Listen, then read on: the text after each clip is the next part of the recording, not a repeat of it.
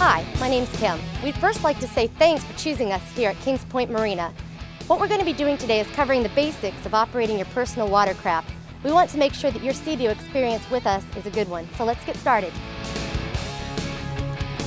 Before getting on your SeaDoo, you have to remember to put on your life jackets. North Carolina state law requires that all riders must wear a life jacket at all times while on the water. You need to make sure that your life jacket fits you securely and that you're all buckled up. One of the great safety features of the SeaDoo is this cord right here, called your lanyard switch. Now the watercraft won't even start until this switch is connected properly. One end attaches to your life jacket, the other end should be securely fastened to your jet ski. Those two beeps tell me that I've connected it properly and we're ready to go. Now remember, as operator of this SeaDoo, you're responsible for your machine, yourself, and your passengers. This facility has a zero tolerance policy on alcohol, so don't drink and operate this watercraft at any time. Use common sense.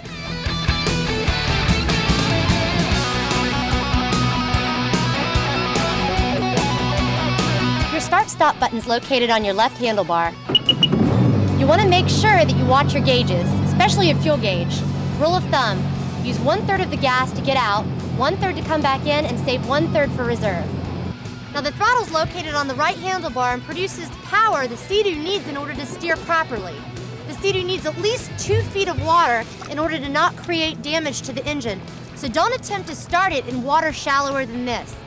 The jet nozzle is located at the rear of the SeaDoo and produces 1500 psi, so make sure to keep head, hair, hands, feet, and friends away from it at all times.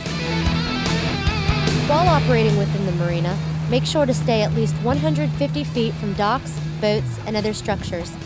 Even though your jet ski is 1/4 of the size of most boats, the same rules still apply. Once you have pulled out of your boat slip, continue at slow speed until you have exited the no-wake zone, which is marked by signs and buoys. The first rule of right-of-way is that the most maneuverable craft must yield. Sailboats, kayaks, and other unmotorized craft always have the right-of-way. Adjust your course and speed to avoid them. When passing the vessel from behind, you must maintain a safe distance and pass on the left when possible. You'll soon discover how busy Lake Norman is. When meeting other watercraft on the lake, remember the vessel on the right has the right-of-way. You must once again adjust your speed and course accordingly. When out on the lake, watch out for other boaters coming out of coves and around points. Many times these are blind spots, especially when riding at high speeds. Shallow shoals are always a problem area, particularly between and around islands. Keep an eye out for the appropriate signs. These areas are usually marked. The best way to avoid these run-ins is to stay away from shore 150 to 200 feet when you can. This gives room for all parties to maneuver their vessels safely on the water. If your SeaDoo turns over, the machine has a sticker located at the rear of the craft to remind you which way to flip it. If you flip it the wrong way, water will get into the engine, creating serious damage.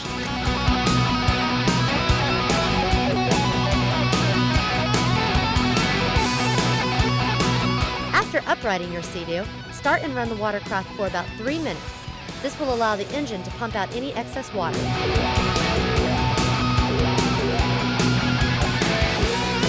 Kings Point Marina is proud to offer these SeaDoos for your rentals.